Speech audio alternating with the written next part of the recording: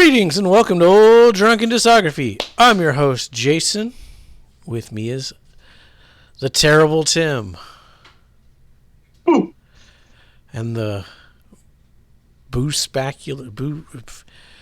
benevolent Bill. like blueberry. I'm giving you guys some Treehouse of Horror Simpsons credits names there. And I'm God, I jerk. love Take 'em. Treehouse of Horror. I'm Jack-o'-lantern Jason. Ooh. Yeah, there you go. And we're talking White Zombie. Make Them Die Slowly, 1989. If you missed the first episode, we're a playlist link channel. Click it. Give us a like, give us a subscribe, because who else is talking about White Zombie? Not enough people, I say. So, I'll go first, I guess. I don't have much on this. It's kind of like just a cluster of shit. Overall, it's already better vocally. It's still not a great song. Demon song, speed. Something's just missing from this album, you know? Disaster was fine. Murder World, the verses were so bad, the song just drags on and on, doesn't help that. Revenge almost sounded the same as it. It just drags, it's just so long. I did like the drum rolls, though. There was a lot of good drum shit going on that one. Acid Flesh kind of ripped. Not going to say top song contender or anything, but it had some decent riffs. Flowed really well into Power Hungry, which again is close to being decent. The production was slightly better. Godslayer, that was awful. Like, it was truly, truly awful. Did not like it. But overall,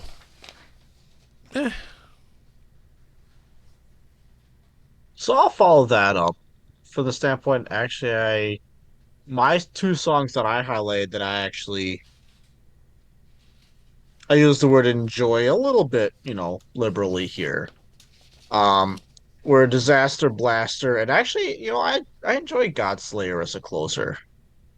Um, Disaster Blaster, obviously that's a little bit longer of a song just compared to a lot of the other stuff. I think it was like 6 minutes long or so. I don't know, it's kind of like has some different parts going on in it. And Godslayer, just how they brought the instruments and the vocals together. Kind of enjoyed it relatively to the album. Besides that, basically gonna agree wholeheartedly with you, Jason. Vocals were definitely a step up. That being said, Murder World, Demon Speed, and Acid Flesh are all kind of really not for me. Um, Nothing to the point of like, again, my soul is no worse off, but I'm not gonna feel a need to listen to over half of this album again. I Like concur. if someone came up like, oh, you have to pick something off this album, I'd be like, okay, yeah, I'll listen to Disaster Blaster. Given an option of 99% of all their music, I would pick the other music. That's exactly where I was at with Acid Flesh. Yeah. Yeah. Um, I mean, it's got some, I don't want to say interesting, but it's got some like neat stuff going on with some of the instruments, but it's not anything, it's not anything that changed the world. It's not anything that was super new, at least not that I heard at the time.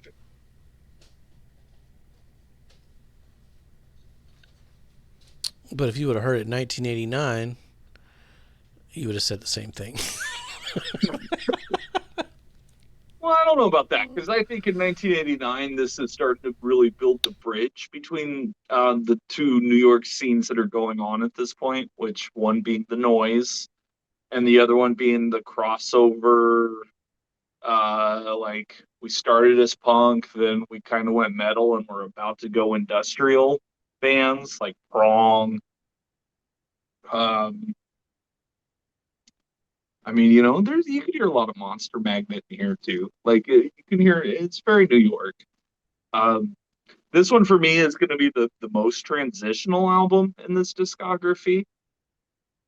Because everything before this very much is still rooted in that avant-garde noise, where this is the one where the metal really kind of comes in. There's some Slayer sound and riffs throughout this whole thing.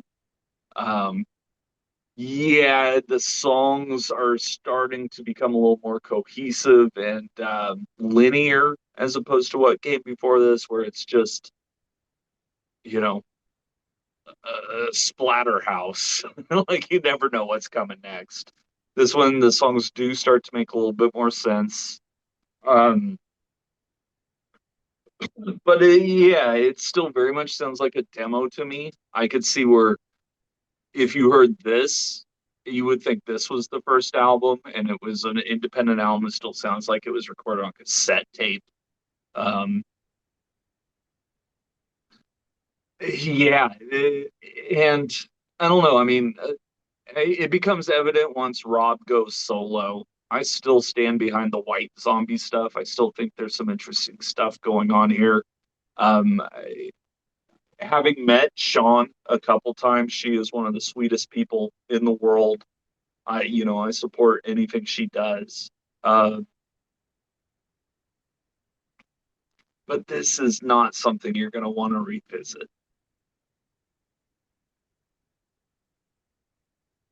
For diehards only. And I personally don't understand how anybody could actually be a White Zombie diehard in 2025.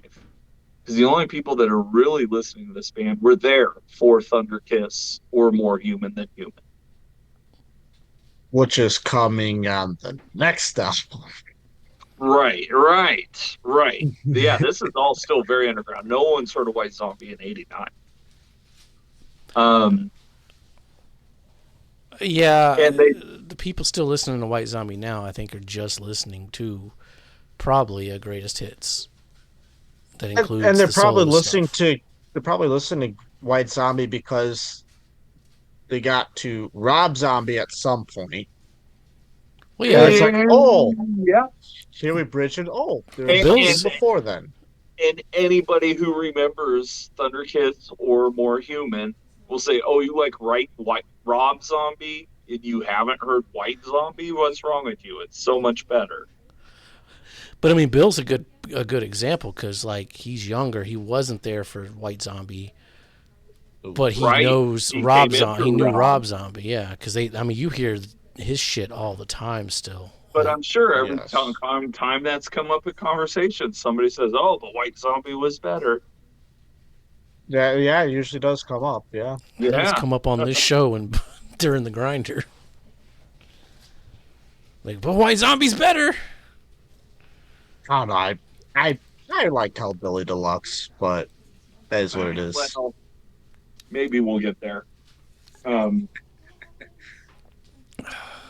this still very much sounds like an underground band struggling not only to see, and what's weird too is that they still sound like they're struggling to find their sound here, and yet it's such a complete left turn what they've already tried to do. And it's a left turn kind of from where they're going to go. Yeah, it is very much a transitional record where you can hear a little bit of everything on here, I guess. I mean, I don't know this, but I just from an outsider like the discography, I think the guitarist drives a lot of the songwriting on each album, and I think that's what causes the different. Well, and that's going to obviously carry on into the Rob solo career as well. And then we start talking about John Five and Motley Crue, and Was John Five and Rob Zombie? that's where you got to start. Well, technically, you got to start with Rob Manson. Halford, I think. But yeah, no, he was in Rob Halford's band before Manson. Well, he got big with Manson. He got big with Manson, and then Rob. There was that 10-year period where Marilyn Manson and Rob Zombie had the same band. They just kept trading people, Yeah. and occasionally one of them would graduate to go to Nine Inch Nails. That's the big leagues there. That's the big You leagues. can go to but, Nin University. Yeah. And But they sometimes you were drop all out and you good. go back. Yeah, it's Sometimes, all so connected. So connected. sometimes you become a dropout and join the Foo Fighters.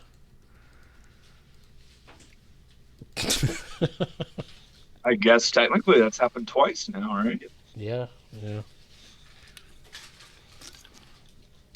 All right, who gets the dot? Bill's got the dot because I got a dot here. Tim's got a dot there. Well, I think we all like this one better than the debut. Ooh, I don't know about that. First album bias. I think Tim might have first album bias. Yeah, I think it's the color code will tell all. Yes, it will. What But yeah, color code? I'll go with Soul Crusher over this. That would have been my guess. Hashtag first album bias. Hashtag integrity. Hashtag This one integrity. feels a little too metal generic for me, whereas Soul Crusher feels like it's at least trying to contribute to a noise scene. By accident, though. They weren't aiming for that, according to the No, Wikipedia. it's. By accident could define Rob Zombie's entire career. Right place, right time. Yeah. Well, yeah, I don't have much to say about this one. I mean, it's got some. It didn't annoy me to the point of like I never want to hear it again, like the first one. There was like some things here that I was like, oh, okay, yeah, And that's that's fine. probably a me thing where it's like it's so annoying that like, yeah, I'd listen to that again. Where this one's just so white bread. I gave it two spins. Once a couple weeks ago when I needed a break from Motley Crue, I was like, I'm gonna get a jump on White Zombie.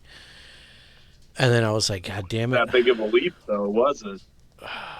Well, Especially when you put this up against something with like Shout at the Devil, and Shout at the Devil sounds better. it's probably the reason I gave Theater of Pain so high, because I think that's when it sound like Theater of Pain sounded great comparatively. So I was trying to boost Motley Crue up. Yeah, hey, go back and watch those episodes, man. They're good. John 5.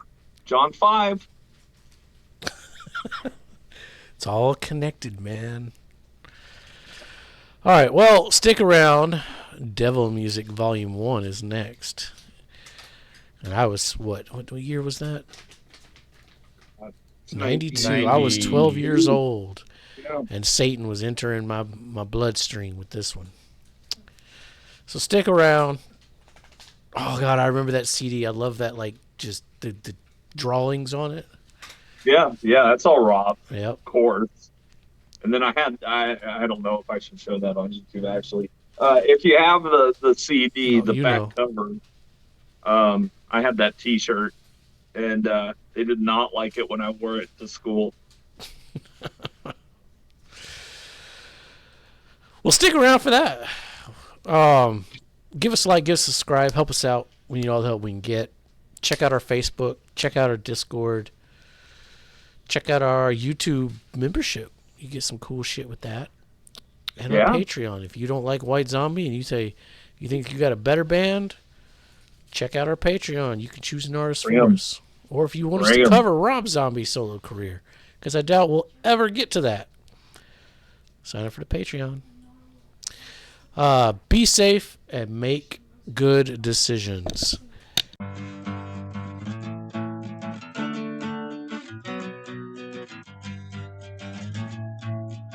And then you go a little woo, and then a little whoop, whoop, whoop, whoop, whoop, and then it's all, and then you're ready to go again.